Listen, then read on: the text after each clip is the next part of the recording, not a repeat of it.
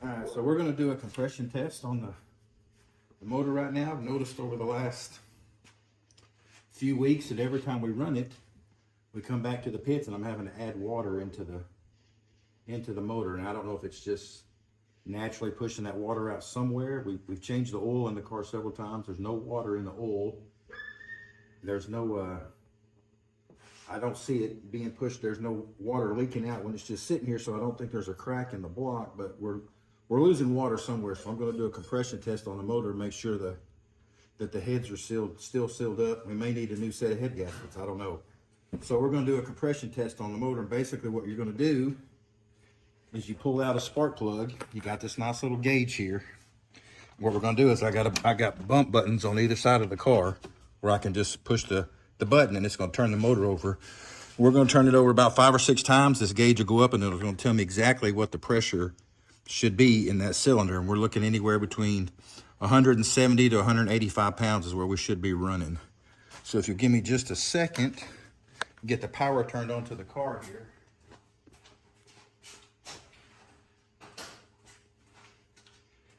And as you're going to see, when I turn the motor over, it's going to, let me make sure I got the ignition turned off. We got everything's turned off. So the only thing that's going to be turning over is the motor. But what you're going to see is this is going to crank up to about 180 pounds, so it should.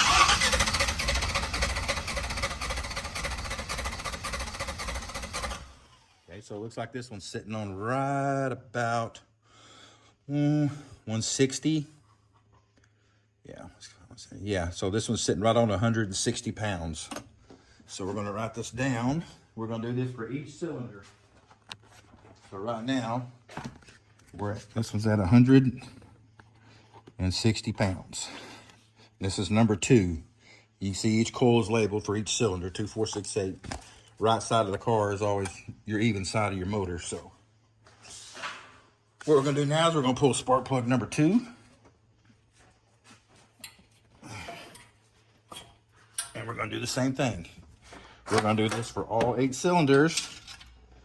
And then we're going to look, and they should all be within 10 to 15 pounds of each other. If not, then we know we've got a problem somewhere in one of the cylinders. Now, I'm not worried about the motor firing over. Like I said, I've got the ignition turned off, so there's no fire in the motor. Keep these separate because I gotta. So this is number 2. All right, so pull the gauge out of here.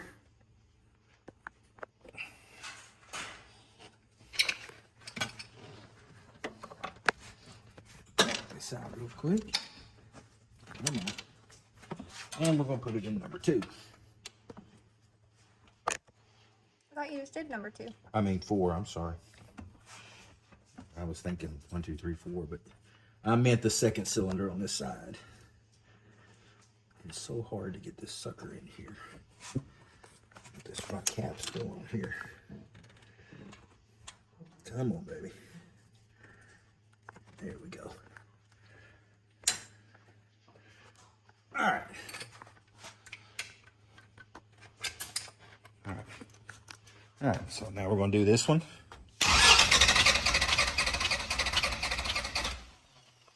That does not look good. That might be our problem right there. What was it on? 60 pounds. Make sure that's tight. Yep, that's good. So that is going to be our problem right there. Yep. So we know right now number 4 cylinder has got something going on with it. So let's go ahead and check the rest of them.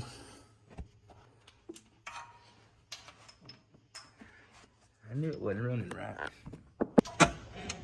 See, you got good color on that one. So we'll check the compression on it real good. So we're at 165 on number 8. So that's good.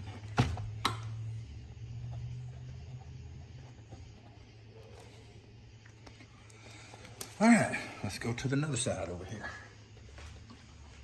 Pull these off.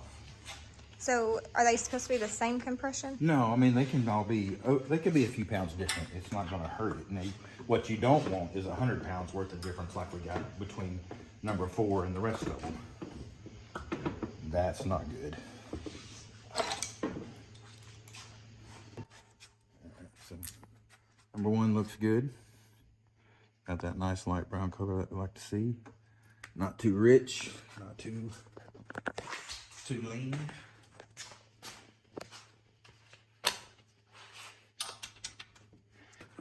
And I got another button over here. All right, so number 1. 170, so it's good.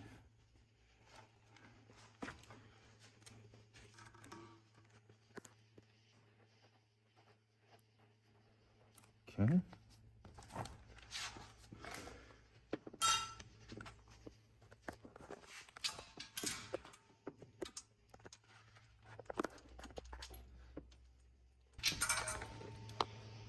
Good. Same color. And this is 3. Yep, this is number 3. Okay. So those both looked really good. Yep.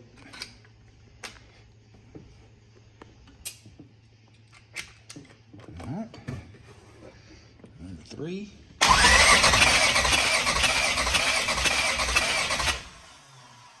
170. That's good. Just the same color. Looks good.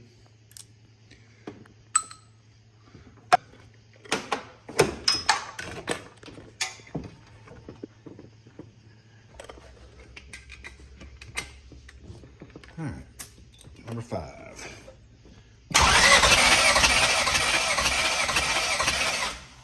170. Number 5.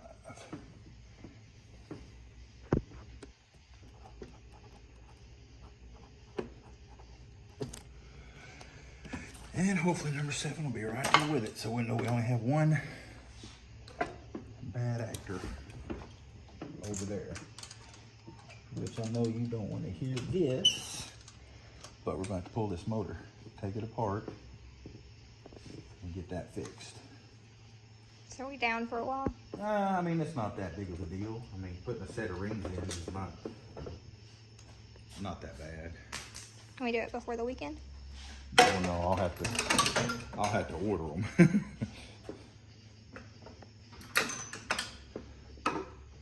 We'll have to order them, then we'll have to file fit them in. So while we're doing that, we might as well get new bearings to put them in. So, I mean, it's just maybe a week when I get everything in. We'll get it out, take it apart, put it back together. I mean, taking it apart and putting it back together, that won't take us a day and a half. Just waiting on the stuff to get here is gonna be the thing. All right, number 7. Looks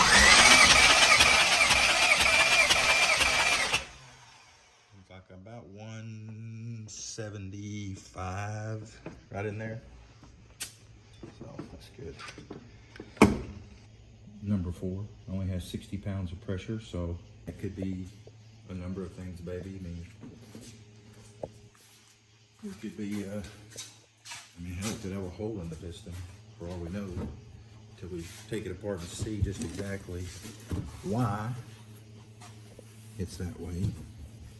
But we don't have compression in that one. And then again, like I say, I mean, I don't know until I get this head off and see what it looks like in there. We won't know. So probably that's what we're gonna be doing this weekend. We'll get started on this, pulling all this crap out, getting the radiator out, getting this stuff off the front, and then we'll get that motor jerked out. I got an engine stand over there. We'll get it taken apart. I can see why number 4 is acting this way.